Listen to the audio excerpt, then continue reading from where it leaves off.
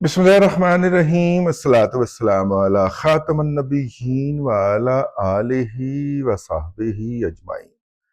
अस्सलामु अलैकुम व रहमतुल्लाहि व बरकातुहू। आज चीफ ऑफ डिफेंस स्टाफ हाफिज सैयद आसम मुनीर शाह साहब जो हैं वो भावलपुर के इलाके के अंदर जो है मशकों की जगह वहां पे गए और एक जो हमारी मश्क वहां पे चल रही थी और ये मशकें बैक टू बैक चल रही। उनकी इख्तितामी तकरीब के अंदर उन्होंने खिताब किया और हमारे पास इस पूरे खिताब की तफसील भी मौजूद है, लेकिन पहले हम आपको वो अर्ज करेंगे जो सरकारी तौर पे ISPR की तरफ से भिजवाई गई है। उसकी तरफ जाने से पहले मैं आपसे अर्ज कर दूं कि ये जो है ये बैक टू बैक एक्सरसाइजेस चल रही हैं। इसमें हमने टैंकों के हवाले से भी बहुत सारा काम किया है और हमारे टैंक जो है ना आप समझें कि चलते फिरते किले बन गए और एक तो वो अपनी तरफ आने वाले गोले को रास्ते में ही तबाह कर देंगे या अंधा कर देंगे, वो कहीं और बच जाएगा।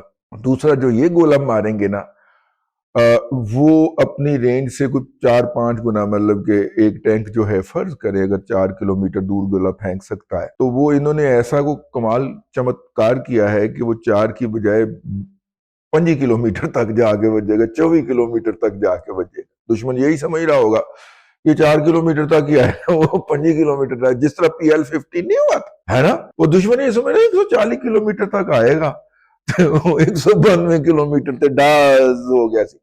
इस तरह का कोई मेरा ख्याल है इन्होंने टैंकों के अंदर भी काम किया है।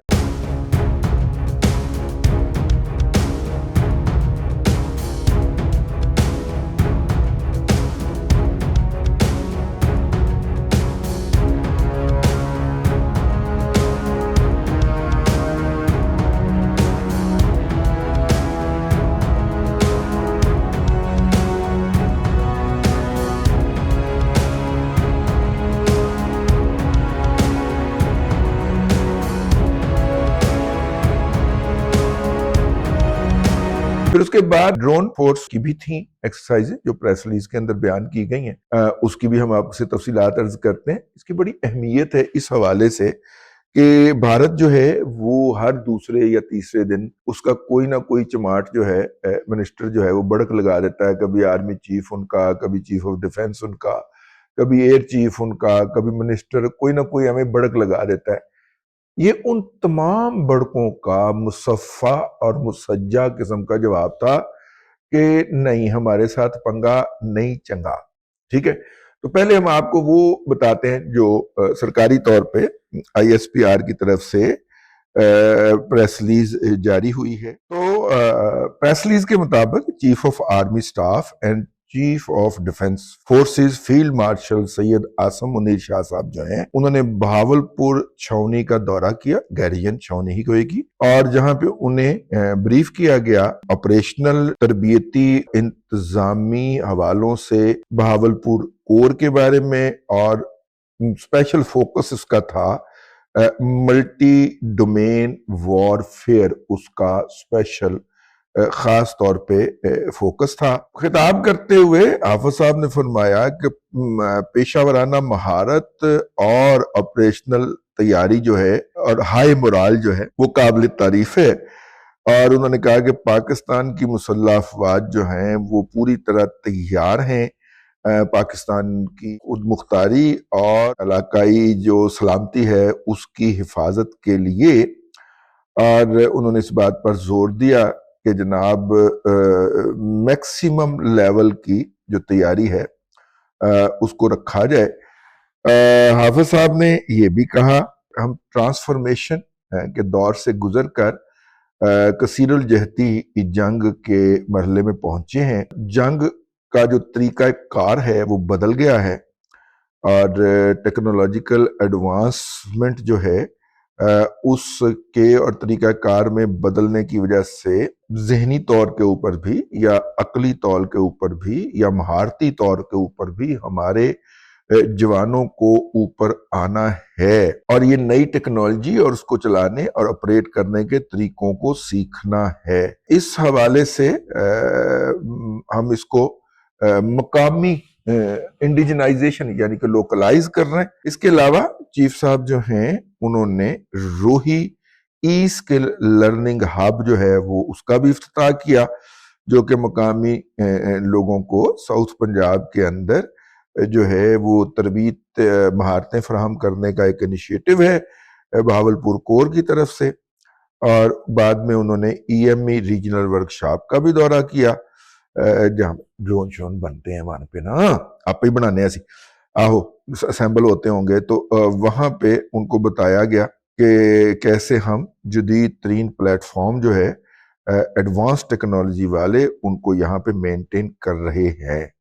ہاں جی، جب اتنے پہنچے نے تو انہوں نے کوئی استقبال بھی کیا اور یادگار شہداء کے اوپر فاتحہ خوانی بھی کی۔ ٹھیک ہے، وہاں پہ جو موجود تھے نا یہ ڈرون کے آپریٹر تو زیادہ تر سویلین بچے ہی ہوتے ہیں نا، ان سے بھی ہیلو ہائی کی، گپ شپ کی۔ اب جناب یہ تو ہو گیا اس کا پریس ریلیز۔ اب آ جائیے کہ اصل میں انہوں نے جو اندر سے خبر آئی ہے، میں گا پتا کریے کہ حافظ صاحب نے کی کیے۔ ہمیں بتایا گیا حافظ صاحب نے کور کمانڈر ملتان اور کور کمانڈر بہاولپور کے ہمراہ اسٹریٹجک فورس کی فائنل اور اختتامی جو مشقیں تھیں ان میں شرکت کی۔ Pakistan signal corps air defence system کے جرار 1 اور جرار 2 یہ جو ہیں یہ پاکستان نظام ہے جی، ٹھیک ہے، سگنل والوں نے نظام بنایا ہے دشمن کو انا کرنے کے لیے اور خود آنکھیں مٹکانے کے لیے ہے، یہ سسٹم تیار کیے ہیں جی۔ جرار 1 اور جرار 2 پاکستان سگنل کور کے ایئر ڈیفنس سسٹم میں شامل کرنے کی تقریب تھی، آپ کہہ لیں، اس کا اعلان بھی کیا۔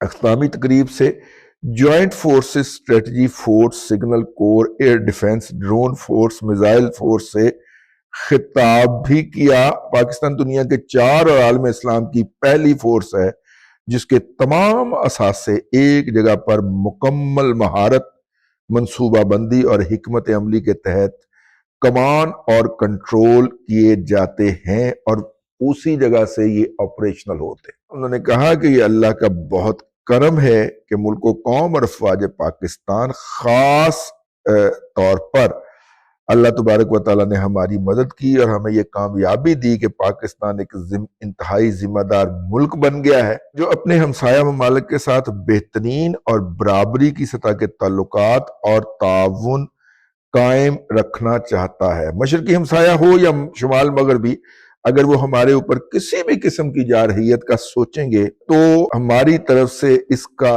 رد عمل انتہائی سخت اور بھرپور ہوگا۔ ٹھیک ہے، سخت اور بھرپور نظر رہے اس پر مومنین اکرام۔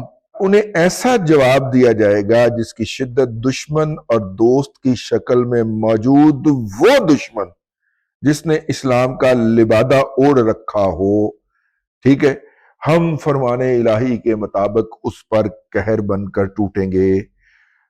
فرمان الہی ہے، پھر انہوں نے آیت پڑھی اور اس کا ترجمہ پڑھا کہ ان کو گھیر کر آسمان کی طرف سے، زمین کی طرف سے، پانی کی طرف سے، ٹھیک ہے، مارو۔ پاکستان ان کو متنبہ کرتا ہے کہ جو پاکستان میں بدامنی، خوف اور دہشت گردی کی کارروائیاں کرنے یا کروانے اور ان کو تحفظ دینے والے مالی یا زمینی سہولتیں فراہم کرتے ہیں، ان میں سے ہر ایک کو نشانہ بنایا جائے گا۔ ٹھیک ہے، انہوں نے کہا کہ جناب پاکستان کی جڑیں مضبوط ہیں اور اس کی وجہ اس کی بہادر قوم ہے جس نے اپنے شہداء کے خون سے اس کی حفاظت کے لیے مشرقی ہمسایہ کو سبق سکھایا۔ اگر ہماری خود مختاری اور اقوام متحدہ کی طرف سے منظور شدہ عالمی سرحدوں کی طرف نظر اٹھا کر دیکھا تو اس کی آنکھیں سلامت نہیں رہیں گی۔ کشمیر سے پاکستان کا رشتہ وہی ہے جو ایک سر کا جسم سے ہوتا ہے۔ کشمیر کی آزادی ہر صورت ضروری ہے۔ کشمیریوں کو اقوام متحدہ کی سلامتی کونسل کی قرارداد کے مطابق حق خود ارادیت ملنا چاہیے، وہ جس کے ساتھ جانا چاہیں اس کا فیصلہ کریں۔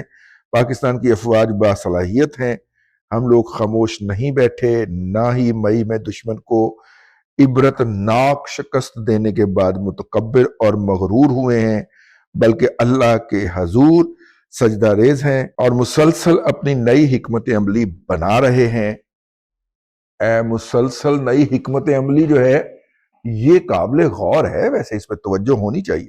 اچھا جی، اللہ نے حکم دیا ہے کہ اے مسلمانوں، کافروں کے خلاف جنگ کے لیے اپنے گھوڑے تیار رکھو۔ تمہارے گھوڑے جو ہیں وہ ہنہناتے رہیں، تمہارے تیر سیدھے رہیں، تلواریں تیز رہیں۔ الحمدللہ ہمارے گھوڑے، ہماری یعنی کہ ہماری ایئر فورس تیار ہے، ہمارے تیر یعنی کہ ہمارے میزائل سیدھے ہیں، ہماری تلواریں یعنی کہ ہماری نیول فورس تیز ہے، اور ہم انتظار میں ہیں کہ پاکستان کی افواج اپنی قوم کی حفاظت کا فریضہ سر انجام دے۔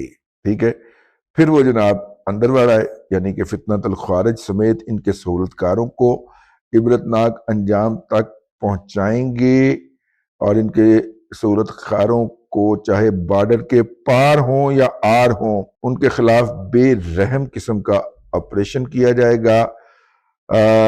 اور جناب اور آخری فتنۃ الخوارج اور اس کے سہولتکار کے جہنم واصل ہونے تک ہم آرام سے نہیں بیٹھیں گے۔ فتنۃ الہندوستان کی کمر ٹوٹ چکی ہے، فتنۃ الہندوستان BLA ٹیپ، ان کی کمر ٹوٹ چکی ہے، انشاءاللہ جلد ان کی گردن بھی توڑ دیں گے۔ پاکستان افواج کے خلاف بیانیہ بنایا جاتا ہے، یہ بیانیہ کیا ہے ہمیں نہیں پتا کہ یہ کون کر رہا ہے، سب پتا ہے، لیکن ہم چپ ہیں۔ وجہ یہ ہے کہ ہم چاہتے ہیں کہ یہ اپنے بیانیے کی موت خود مریں۔ ریاست کے آئین نے جہاں ہمارے اوپر پابندیاں لگائی ہیں وہاں ہمیں اختیارات بھی دیے ہیں، لیکن افواج پاکستان ہمیشہ عوام کی بھلائی کو سامنے رکھتی ہے۔ افواج پاکستان کے شہداء کا مذاق اڑایا گیا، یہاں تک کہ یہ کہا گیا کہ مئی والی جنگ دوستانہ ہے وغیرہ وغیرہ۔ پاکستان اپنی سلامتی خود مختاری پر کوئی سمجھوتا نہیں کرے گا۔ پاکستان کے اپنے ہمسایہ ملک ایران سے بہترین تعلقات ہیں، پاکستان ایران کی خود مختاری پر کوئی حرف نہیں آنے دے گا۔ ہمسایوں کے ساتھ تعلقات اوپر نیچے ہوتے رہتے ہیں، لیکن اگر کسی دوسرے ملک نے بلکہ تیسرے ملک نے ایران کے خلاف کوئی جارحیت کی تو پاکستان زمینی، سمندری اور فضائی حدود استعمال کرنے کی اجازت نہیں دے گا۔ پاکستان کی اسٹریٹجک فورس نے مصنوعی سیاروں کے ذریعے جنگ کی جو صلاحیت حاصل کی ہے، اس پر ہم دوست ملک کے چین کے شکر گزار ہیں، اور یہ جو فورس ہے یہ ڈرون جہازوں کے ساتھ پہلے بھی مشرقی ہمسایہ ملک کے دفاعی اثاثے ڈھونڈ کر میزائل فورس کو دیتی رہی، اور میزائلوں نے ان کی لوکیشن کو پن پوائنٹ ایکوریسی کے ساتھ نشانہ بنایا۔ اس بار جارحیت کرنے اور کروانے والے کو مزید سخت جواب دیا جائے گا، چاہے سمندر عبور ہی کیوں نہ کرنا پڑے۔ پاکستانی افواج کبھی بھی غزہ میں کسی کی خواہش پر نہیں جائے گی، بلکہ فلسطینی ریاست کے دفاع کے لیے جائے گی۔ افواج پاکستان اس پر فخر محسوس کرتی ہے کہ قبلہ دوئم کعبہ اور مدینہ رسول اللہ صلی اللہ علیہ وآلہ وسلم کی حفاظت کے بعد اگر ہمیں قبلہ اول اور بیت المقدس یعنی مسجد اقصی کی حفاظت کے لیے بھی منتخب کیا گیا تو اس وقت ہم قوم کو مایوس نہیں کریں گے۔ اور افواج پاکستان اس وقت حرمین شریفین کی مقدس سرزمین کی حفاظت کا اعزاز اور شرف حاصل کر رہے ہیں۔ ہمارا مغربی ہمسایہ کسی بھی پراکسی بننے سے احتراز کرے، باز رہے۔ افغان مہاجرین کی واپسی کو بھی یقینی بنایا جا رہا ہے، جس پر ہمارے اوپر الزام لگائے جا رہے ہیں۔ افغان مہاجرین کے کیمپ ہمیشہ خوارج کے سہولتکار رہے اور انہیں پناہ دیتے رہے۔ مجھے فخر ہے کہ میں اس فوج کا سربراہ ہوں جو کہ حرمین شریفین کی حفاظت کے ساتھ ساتھ پاکستان کی بھی حفاظت کر رہی ہے۔ پاکستان زندہ باد۔ یہ جناب وہ وہاں پہ جو بچے موجود تھے اور انہوں نے جو اپنے نوٹس لیے ہیں انہوں نے ہمارے ساتھ شیئر کیے، اور ان میں سے کچھ چیدہ باتیں ہم نے کہا ہم آپ سے بھی عرض کر دیں۔ قیادت کو اتنا ہی شفاف ذہن کے ساتھ، اذہان کے ساتھ روب عمل آنا چاہیے، اور ماشاءاللہ اس حوالے سے مجھے ذاتی طور پہ تو بہت تسلی ہے کہ قیادت کا کو کلیئرٹی ہے، ان کا اپنا ویژن کلیئر ہے، انہیں کیا کرنا ہے انہیں یہ بھی پتا ہے، اور کس طرح کرنا ہے یہ بھی پتا ہے، اور وہ جو کر رہے ہیں پوری کنٹینٹمنٹ اور کمٹمنٹ کے ساتھ کر رہے ہیں۔ ڈائریکشن کلیئر ہو تو منزلیں آسان ہو جایا کر۔ یہی وجہ ہے کہ افغانی جو ہیں وہ بھی بڑکیں لگاتے رہتے ہیں اپنی گھر میں بیٹھ کے، اور انڈین جو ہیں وہ بھی دلی اور دلی سے پرے بیٹھ کے بڑکیں لگاتے رہتے ہیں۔ میرے جیسے اور ہمارے بہت سارے دوستوں جیسے اصحاب کو یہ فکر رہتی ہے کہ انڈیا نے فلانا ہتھیار فلاں جگہ سے خرید لیا اور فلانا ہتھیار فلاں جگہ سے خرید لیا، لیکن اس ہتھیار کا پہلے ہی حل ڈھونڈا جا چکا ہوتا ہے، یہ بھی ہمیں تسلی ہونی چاہیے۔ اور آج کی اس تقریر سے واضح ہے، جو آن دا ریکارڈ آئی وہ بھی میں نے آپ کی خدمت میں عرض کر دی، جو آف دی ریکارڈ آئی وہ بھی عرض کر دی، کیونکہ اس وقت قوم کو جو ہے وہ کسی کی آنکھ میں کوئی بال آ گیا ہے، بال پڑ گیا، اس کی فکر زیادہ ہے، ملک کی فکر کرنی چاہیے، ہونی بھی چاہیے۔ تو میں نے کہا کہ یہ آپ کی خدمت میں عرض کر دیا جائے۔ اب تک کے لیے اتنا ہی، اگلے ولاگ کے اندر پھر حاضری ہوگی۔ اللہ تبارک و تعالیٰ آپ کو آسانیاں عطا کرے اور آسانیاں خلق خدا میں تقسیم کرنے کی توفیق عطا کرے۔